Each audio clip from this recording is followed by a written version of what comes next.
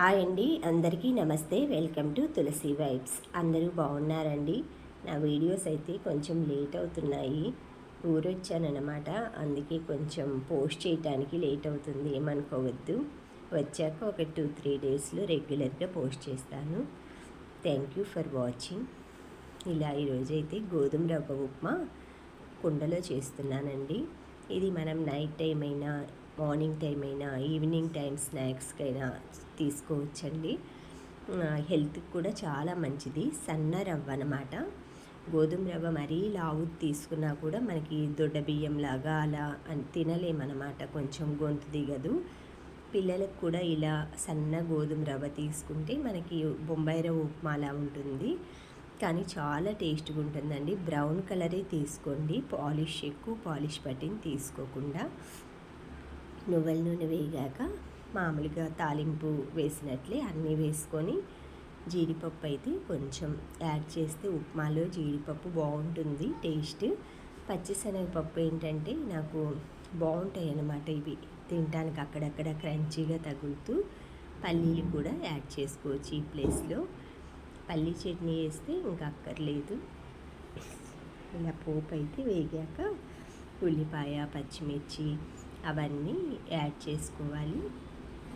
కొంచెం సౌండ్లు అవి వస్తాయండి, సిటీలో ఉన్నాం కదా. మామూలుగా ఇలా పక్కన అంటే మెయిన్ రోడ్లోనే ఉంటుంది అన్నమాట మా ఇల్లు. కొంచెం అడ్జస్ట్ చేసుకోండి. ఇలా ఉల్లిపాయలు, పచ్చిమిర్చి అయితే కొంచెం బ్రౌన్ కలర్ వేగిన తర్వాత, ఇది ఊరొచ్చే రోజు లాగండి. మార్నింగే అంటే ఇవన్నీ మార్నింగ్ నుంచి చేస్తున్నాను. ఇది ఈవినింగ్ చేసిన బొంబాయి రవ్వ ఉప్మా అనమాట, గోధుమ రవ్వ ఉప్మా. నైట్ టైం అయితే ఇలా సింపుల్గా బ్రేక్ఫాస్ట్ అది చేసి, ఎర్లీ మార్నింగ్ ప్రయాణం ఉందండి మాకు, అందుకే ఇలా రవ్వ ఉప్మా చేస్తున్నా. మళ్ళీ వంట ఇవన్నీ అంటే మళ్ళీ పాత్రలు అవన్నీ ఉంటాయి కదండి, వచ్చిన తర్వాత వస్తుందన్నమాట. నేను వచ్చే రోజు ఫోన్ చేస్తాను పనమ్మాయి, మిగతా అంట్లన్నీ కడిగేసి పెట్టేసేసుకొని, అమ్మాయి వస్తుంది కదండి, అమ్మాయికి ఇంకా ఒక కీ ఉంటుంది అనమాట ముందు, అంటే వేరే రూమ్స్ వరకు అనమాట. మిగతా మెయిన్ రూమ్స్వి అవి ఇవ్వను.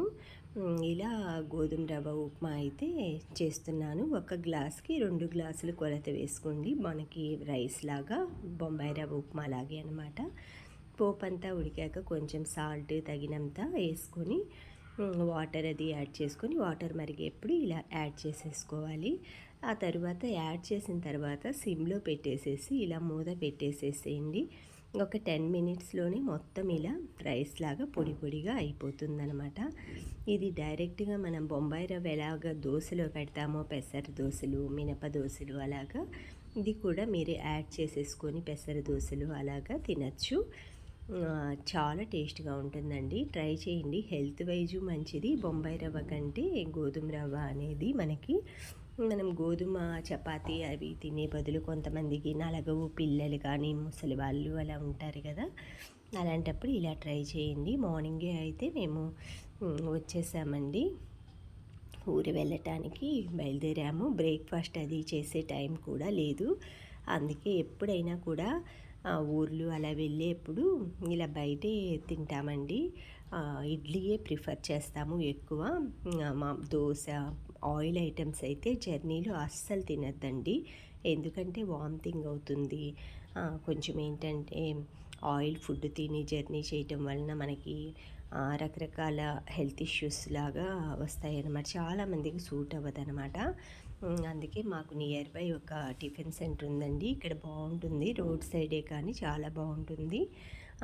అక్కడ తినడానికి టైం లేదు, కానీ లోపల రూమ్ కూడా ఉంటుందండి, మంచిగా చేస్తారు. ఒక్కొక్క చోట చిన్న చిన్న టిఫిన్ సెంటర్లు అయినా కూడా టేస్ట్ బాగుందనుకోండి అక్కడికే వెళ్తామన్నమాట మనం కదండి.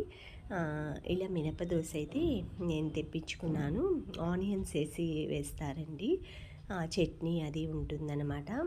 రోజు ఇడ్లీలు ఇలా ఎక్కువ అంటే తింటాను కదా, నన్ను ఇడ్లీ తినమన్నారు మా వారు మా బాబు. లేదు, నేను ఆయిల్ తక్కువ వేసేసి చేస్తారు, అందుకే నేను దోశ తెప్పించుకుంటానులే అని దోశ అయితే తీసుకున్నానండి. చాలా వరకు అయితే మనం బాయిల్డ్ ఐటమ్స్ అంటే ఇడ్లీ అలా తింటేనే మంచిదండి జర్నీలో. నేను ఇలా దోశ తింటూ మీకు ఇడ్లీ తినమని చెప్తున్నాను అనుకోవద్దు. కానీ బాగుంటుందండి టేస్ట్. మిగతా రోజుల్లో ఎప్పుడైనా వస్తాం కదా అప్పుడు తిన్నప్పుడు, అందుకే నేను ఉల్లిపాయ దోశ అయితే తీసుకున్నాను. తర్వాత మళ్ళీ నార్మల్గా జర్నీ అయితే స్టార్ట్ చేస్తున్నామండి. ముందైతే హాస్టల్కి అది వెళ్ళి బాబుకి ఫీజు అది కట్టేసేసుకొని బయలుదేరుతామన్నమాట. మా అత్తయ్య గారిని చూసి చాలా రోజులైందండి, 1.5 మంత్ అయిపోయింది. ఎలక్షన్కి వచ్చాము కదా అప్పుడు వచ్చాను. మా వారు మధ్యలో ఒకసారి వచ్చి చూసి వచ్చారు, బట్ నేనైతే రాలేదు. అందుకే ఒకసారి ఫీజు కట్టేసి అక్కడి నుంచి మాకు ఒక మా అత్తయ్య గారు వాళ్ళ ఊరు 200 కిలోమీటర్స్ అండి మా బాబు హాస్టల్ నుంచి. సరే వెళ్ళేసేసి సండేనే కదా ఫీజు అది కట్టేసి అటు వెళ్ళి చూసి ఒక 1 డే అక్కడ స్పెండ్ చేసేసి వద్దాము అని అయితే బయలుదేరామండి. ఇలా పెట్రోల్ అయితే రిలయన్స్ దాంట్లో కొట్టించేసేసుకొని అక్కడే మనకి ఎయిర్ పంప్ కూడా ఉంటుందండి. ఒకసారి గాలి కూడా చెక్ చేయించేసేసుకొని, ఇక్కడ నేచర్ అయితే చాలా బాగుందండి, గ్రీనరీ. మనం గ్రీనరీ లవర్స్ ఏంటంటే ప్రకృతిని ఇష్టపడే వాళ్ళకి ఎక్కడ చూసినా కూడా ఒక ఫోటో తీసుకోవాలి, ఒక వీడియో తీసుకోవాలి అనిపిస్తుంది కదా, అలాగే నాకు కూడా అనమాట. ఊరు వరహాల పూలు కానీ స్నేక్ ప్లాంట్స్ కానీ ఎంత చక్కగా మెయింటైన్ చేస్తున్నారోనండి. సరే మా వారు మా బాబు అయితే ఇడ్లీ తింటున్నారు. చాలా బాగుంటాయండి. ఈలోపు నేనైతే మల్లెపూలు ఇలాంటివన్నీ చాలా బాగున్నాయి, డిఫరెంట్ వెరైటీస్ చూస్తూ ఉన్నానన్నమాట. 33 అయితే పెట్టించామండి. మామూలుగా టైర్ గాలి ఒకదాని 32 ఉంటుంది, 33 ఉంటుంది. అంటే వాటి ప్రెజర్ పాయింట్స్ ఉంటాయట, దాన్ని బట్టి వాళ్ళు పెడతారనమాట. మనం చెప్తే ఎంత పెట్టమంటారు అని. 4 టైర్లకి అంటే బ్యాక్ టైర్లకి కొంచెం ఎక్కువగా పెట్టించుకుంటారేమో, నాకు అది అంత ఐడియా లేదండి. నెక్స్ట్ టైం మా వారిని అడిగి చెప్తాను. తర్వాత గాలి అది పెట్రోలు గాలి ఉండాలి కదండి మన ప్రయాణానికి వెహికల్లో. అందుకే ఇంకా సరే అవన్నీ చూసేసుకొని మళ్ళీ అయితే బయలుదేరామండి. చాలా బాగుందండి ప్లెజెంట్గా. అందులో మనకి అల్పపీడనం అని కూడా చెప్పారు కదా, ఒరిస్సా పూరి దగ్గర తాగుతుంది అనేసి.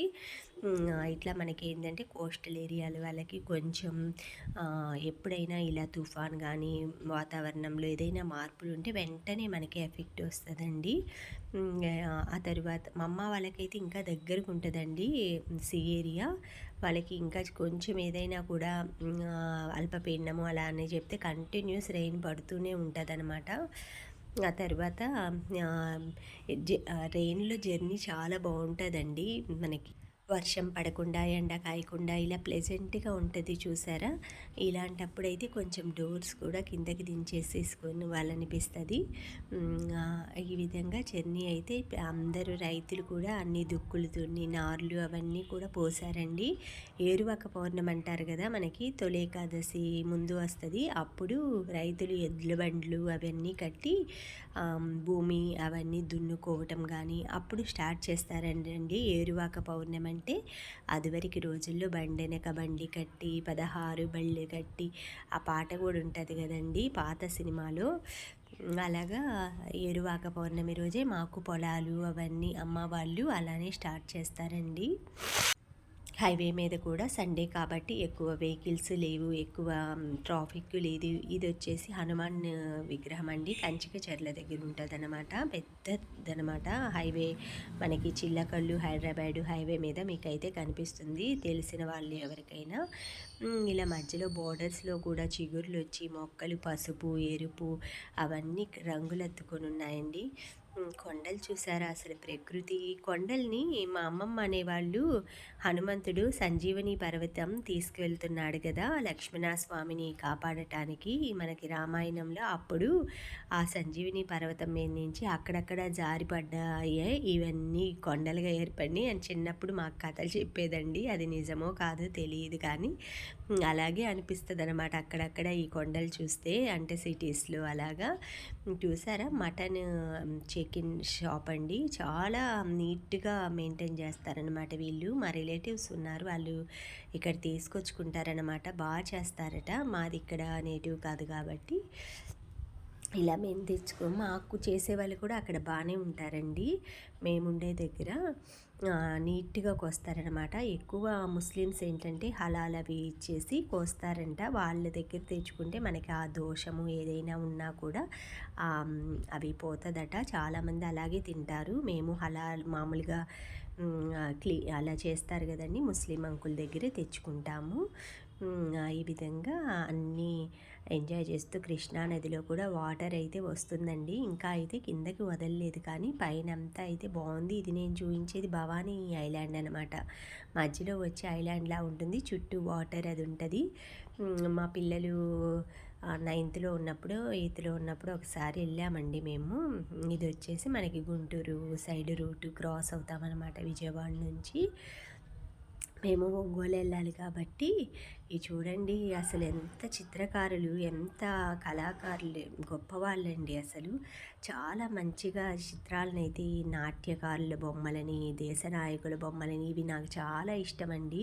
మామూలుగా వీటి మీద వేసుంటున్నారు కదా ఇప్పుడు హైవేలు వీటిని ఏమంటారండి, మామూలుగా 4 వేస్ వాటి కింద ఉంటాయి కదా, వీటికి డిజైన్ చేసి వేస్తున్నారు.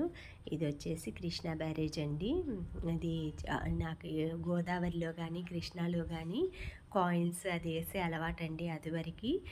ఒకసారి మా వారు చెప్పారనమాట, అదివరకు రోజుల్లో ఏంటంటే రాగి కాపర్ కాయిన్లు ఇవి ఉంటాయి కదా, కాపర్ కాయిన్లు అవి వాటర్లో వేయటం వలన ఆ వాటర్ తాగేవాళ్ళట. ఇది జైబేరి కన్స్ట్రక్షన్స్ అండి, చాలా బాగుంటుంది. ఆ వాటర్ మధ్యలో ఆపేసాను కదా, వాటరు తాగటం వల్ల మనకి హెల్త్ మంచిదనేసి ఆ రోజుల్లో రాగి కాయిన్స్ వేసేవాళ్ళంట. సరే అప్పటి నుంచి వేస్తున్నారని ఇప్పుడు కాయిన్స్ వేస్తున్నారు, కానీ ఈ కాయిన్స్ వేయటం వలన కూడా యూజ్ ఏం లేదు, ఊరికే అలా వేస్తారు. కాపర్ కాయిన్స్ వేస్తాం వల్ల వాటర్ శుద్ధి అవుతుందని వేసేవాళ్ళు అన్నారు. అప్పటి నుంచి నేనైతే వేయనండి. ఇలా సిటీలోకి అయితే ఎంట్రీ అయ్యామన్నమాట. అన్నీ కొత్త కొత్తగా బాగుందండి. ఇలా ప్రయాణం అయితే సాగుతూ ఉందండి. Thank you friends, thank you for watching, thank you for valuable time. Have a safe day. Bye.